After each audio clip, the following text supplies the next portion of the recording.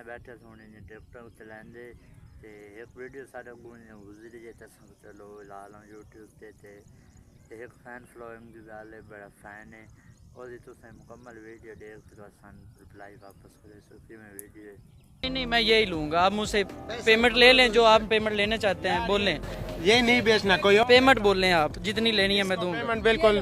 उसने अब पैसे भी निकाल के दिखा दिए, बता दिया है कि भाई अब लेना है तो मैंने यही लेना है। आप क्या करोगे? ये नहीं बेचना, ये बेचना नहीं। मैंने यही लेना है यार कोई और देख लो ना। वो नहीं तकरीबन मैं यही लूंगा। 100 बकरे से मुझे वो नहीं चाहिए, मुझे ये चाहिए। जो कस्टमर आपके पास आए थे उन्होंने कितनी जो है वो इसकी कीमत लगाई थी? इसने 2.5 लाख 2,60,000 2,70,000 रुपए लगाई है। हाँ जी। अच्छा, ज्यादा से ज्यादा इसकी लगी? ज्यादा से ज्यादा 3 लाख तक लगाए। अच्छा, 3 लाख तक लग गया है, उसने नहीं दिया है। आप कितना देना चाह रहे हैं? 3,10,000।